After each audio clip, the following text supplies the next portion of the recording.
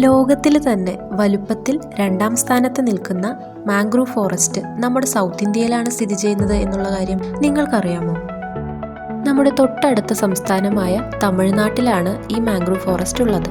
ഇന്നത്തെ ഞങ്ങളുടെ യാത്ര ചിദംബരം ടൗണിൽ നിന്നും വെറും 15 കിലോമീറ്റർ ദൂരെ മാത്രം സ്ഥിതി ചെയ്യുന്ന പിച്ചവരം മാംഗ്രൂവ് ഫോറസ്റ്റിലേക്കാണ്. ട്രാവൽ സ്റ്റോറീസിൻ്റെ മറ്റൊരു വീഡിയോയിലേക്ക് എല്ലാവർക്കും സ്വാഗതം.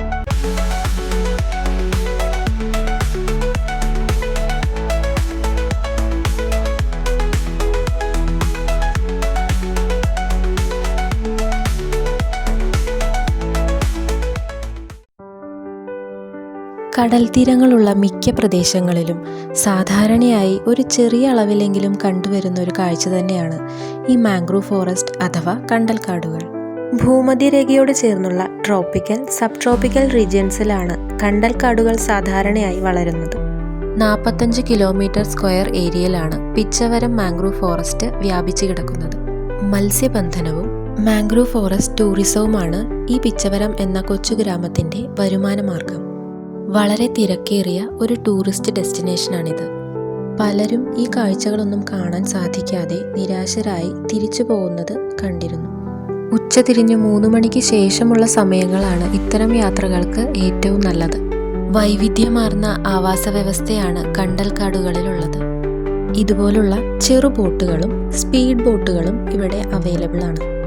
കണ്ടൽക്കാടുകൾക്ക് അടുത്തെത്തുന്നതുവരെ ചെറിയ ചൂട് അനുഭവപ്പെട്ടെങ്കിലും അതിനകത്ത് കയറിയതിനു ശേഷം നല്ല തണുപ്പായിരുന്നു. ഒരുപാട് കിലോമീറ്ററുകൾ വ്യാപിച്ചു കിടക്കുന്ന കണ്ടൽക്കാടുകളാണെങ്കിലും സഞ്ചാരികളെ 1-2 കിലോമീറ്റർ ദൂരത്തേക്ക് മാത്രമേ കൊണ്ടുപോകുന്നുള്ളൂ. ഈ കണ്ടൽക്കാടിനടുത്തുള്ള ഈ ഭാഗങ്ങളൊന്നും അധികം ആഴമില്ലാത്തതാണ്. അതുകൊണ്ട് തന്നെ ഒരു പരിധിയിൽ കൂടുതൽ വെള്ളം കുറഞ്ഞു പോയാൽ ഇവിടെ ബോട്ടിംഗ് ഒന്നും നടത്താൻ സാധിക്കില്ല. വളരെയധികം പ്രത്യേകതകളുള്ള ഒരു ആവാസ വ്യവസ്ഥയാണ് കണ്ടൽക്കാടുകളുടേത്. 177 സ്പീഷീസുകളിൽപ്പെട്ട പക്ഷികളെ ഇവിടെ കണ്ടെത്തിയിട്ടുണ്ട്. നവംബർ മുതൽ ജനുവരി വരെയുള്ള മാസങ്ങളിൽ പക്ഷികളുടെ പോപ്പുലേഷൻ ഇവിടെ വളരെ കൂടുതലായിരിക്കും. ത്രെട്ടൻഡായിട്ട് കണ്ടുവരുന്ന ഒരുപാട് സ്പീഷീസുകൾക്ക് ഒരു സ്വർഗം തന്നെയാണ് ഈ കണ്ടൽക്കാടുകൾ. അതുമാത്രമല്ല, മറൈൻ ഡൈവേഴ്സിറ്റിയും ഇവിടെ വളരെ കൂടുതലാണ്. സാധാരണ ട്രോപ്പിക്കൽ ഫോറസ്റ്റുകളിലെ സസ്യങ്ങളെ അപേക്ഷിച്ച് സലൈൻ എൻവയോൺമെൻറ്റുകളിൽ വളരാനും 10 മടങ്ങ് കൂടുതൽ കാർബൺ സ്റ്റോർ ചെയ്തു വെക്കാനുള്ള കഴിവ് ഈ കണ്ടൽക്കാടുകളിലെ സസ്യങ്ങൾക്കുണ്ട്. അതുകൊണ്ട് തന്നെ അറ്റ്മോസ്ഫിയറിൽ നിന്നുള്ള കൂടുതൽ കാർബൺ ഡൈ ഓക്സൈഡുകൾ അബ്സോർബ് ചെയ്യുന്നത് വഴി ക്ലൈമറ്റിൽ വരുന്ന ടെമ്പറേച്ചർ ചേഞ്ചുകളെ റെഗുലേറ്റ് ചെയ്യാൻ ഇവയ്ക്ക് സാധിക്കും. അതുമാത്രമല്ല, വേലിയേറ്റം, വേലിയിറക്കം സമയങ്ങളിൽ ഉണ്ടാവുന്ന ഇറോഷൻ കൺട്രോൾ ചെയ്യാനും ഈ മാംഗ്രൂവ് ഫോറസ്റ്റുകൾ ഹെൽപ്പ് ചെയ്യുന്നുണ്ട്. നമ്മുടെ കേരളത്തിലും ധാരാളമായിട്ട് മാംഗ്രൂവ് ഫോറസ്റ്റുകളുണ്ട്. അതിൽ തന്നെ കേരളത്തിൻ്റെ 80% മാംഗ്രൂവ് ഫോറസ്റ്റ് ഉള്ളത് കണ്ണൂരിലാണ്. അതിന് കാരണം നമ്മുടെ സ്വന്തം മാംഗ്രൂവ് മാൻ ആണ്. ഇന്ത്യയുടെ മാംഗ്രൂവ് മാൻ എന്നറിയപ്പെട്ടിരുന്ന കല്ലേൻ പൊക്കുടൻ പ്രകൃതിയുടെ ശ്വാസകോശങ്ങൾ എന്നറിയപ്പെടുന്ന കണ്ടൽ വനങ്ങൾ സംരക്ഷിക്കുകയും അവ നശിപ്പിച്ചാലുള്ള ഭവിഷ്യത്തുകളെ പറ്റി ബോധവൽക്കരണം നടത്തുകയും ചെയ്തിരുന്ന കണ്ണൂരുകാരനായ ഒരു പരിസ്ഥിതി പ്രവർത്തകനാണ് കല്ലേൻ പൊക്കുടൻ. യുനെസ്കോയുടെ പാരിസ്ഥിതിക പ്രവർത്തന വിഭാഗം കണ്ടൽക്കാടുകളുടെ സംരക്ഷണത്തിൽ പൊക്കുടന്റെ സംഭാവനകൾ പരാമർശിച്ചിട്ടുണ്ട്. കേരളത്തിൽ 1 ലക്ഷത്തിലധികം കണ്ടൽ തൈകളാണ് പൊക്കുടൻ നട്ടത്. മാംഗ്രൂവ് ഫോറസ്റ്റിനെ കുറിച്ചറിയാൻ വിദേശ രാജ്യങ്ങളിൽ നിന്നുപോലും പരിസ്ഥിതി പ്രവർത്തകരും ഗവേഷകരും പൊക്കുടനെ തേടി വന്നിരുന്നു. അങ്ങനെ കല്ലേൻ പൊക്കുടൻ കണ്ടൽ പൊക്കുടനായി മാറി. ടൂറിസ്റ്റുകളുടെ നല്ല തിരക്കുള്ളതുകൊണ്ട് തന്നെ ചെറിയ ട്രാഫിക് ജാം എല്ലാം ഉണ്ടായിരുന്നു. മറ്റൊരു ബോട്ടിന് പോകാനുള്ള വഴി കൊടുക്കുകയാണ് ഇദ്ദേഹം. എത്ര തിരക്കുണ്ടെങ്കിലും ഈ പോയിക്കൊണ്ടിരിക്കുന്ന വഴിയിൽ ചില ഭാഗങ്ങളിൽ എത്തുമ്പോൾ ആരെയും കാണാറില്ല, നമ്മൾ മാത്രം. അപ്പോൾ ഭയങ്കര സൈലൻസ് ആയിരിക്കും. അപ്പോഴാണ് ഈ കണ്ടൽക്കാടിനകത്തുള്ള കിളികളുടെ ശബ്ദവും പിന്നെ ഈ തുഴഞ്ഞുകൊണ്ടിരിക്കുമ്പോഴുള്ള വെള്ളത്തിൻ്റെ ശബ്ദവും മാത്രമായിട്ട് കേൾക്കാൻ സാധിക്കുക. ശരിക്കും ഭയങ്കര റിലാക്സിങ് ആണ് കേട്ടോ. കുറേ ദൂരം ഇങ്ങനെ ഇതിനകത്തൂടെ പോയി കഴിയുമ്പോൾ പിന്നെ ഉണ്ടാവുക ചെറിയ ചെറിയ ഊടുവഴികൾ പോലെയായിരിക്കും.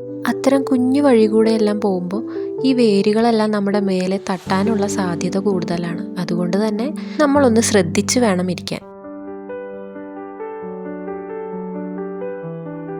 ബോട്ട് തുഴയുന്ന ചേട്ടൻ ഞങ്ങൾക്ക് ഇവിടെ ഷൂട്ട് ചെയ്ത കുറേ തമിഴ് സിനിമകളുടെ എല്ലാം പേരുകൾ പറഞ്ഞു തന്നിരുന്നു. ദേ കണ്ടോ, വളരെ ചെറിയ നാരോ ആയിട്ടുള്ള വഴികളാണ് പിന്നെ ഉണ്ടായിരുന്നത്. ഇതിനകത്തൊന്നും ഒരു തരി വെയിൽ പോലും വന്ന് പതിക്കുന്നുണ്ടായിരുന്നില്ല. അതുകൊണ്ട് തന്നെ നല്ല തണുപ്പുള്ള ക്ലൈമറ്റ് ആയിരുന്നു ഇവിടെ.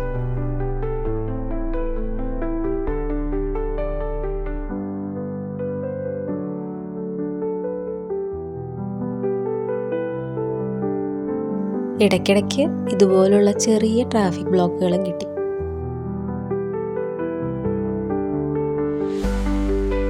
ഇതിനകത്തുനിന്ന് ഞങ്ങൾക്ക് ഒരുപാട് നല്ല ബ്യൂട്ടിഫുൾ ആയിട്ടുള്ള ഫ്രെയിമുകൾ കിട്ടി. ഒരു ഡിഫറെൻ്റ് ആയിട്ടുള്ള ഒരു എക്സ്പീരിയൻസ്. ഇനി കുറച്ച് സമയം കണ്ടൽക്കാടുകളുടെ ആ നാച്ചുറൽ ആയിട്ടുള്ള വോയിസ് കേട്ടാലോ നമുക്ക്.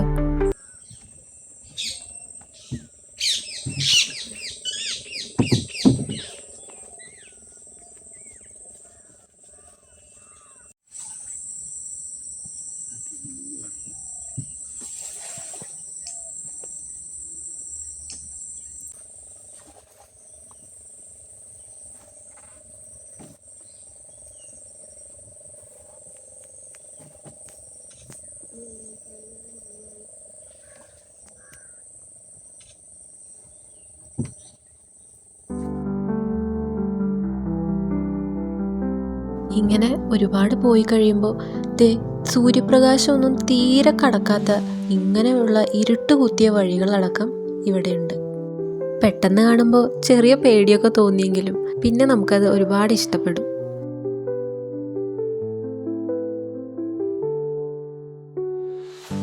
അങ്ങനെ കണ്ണിന് കുളിർമയേകുന്ന ഒരുപാട് കാഴ്ചകൾ സമ്മാനിച്ച ഈ മാംഗ്രൂവ് ഫോറസ്റ്റിനോട് യാത്ര പറഞ്ഞ് ഞങ്ങൾ നേരെ പോയത് ചിദംബരത്തേക്കാണ്. അവിടേക്കുള്ള ഒരു റൂട്ടും നല്ല ഭംഗിയുണ്ടായിരുന്നു.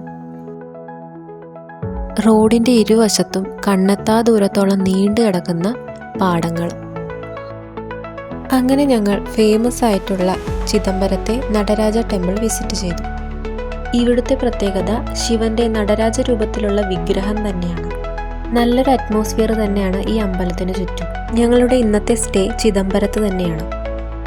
ഞങ്ങളുടെ ഇന്നത്തെ യാത്ര നിങ്ങളും എൻജോയ് ചെയ്തു എന്ന് കരുതുന്നു. മറ്റൊരു യാത്രാ വിവരണവുമായി നമുക്ക് വീണ്ടും കാണാം. Thanks for watching my video.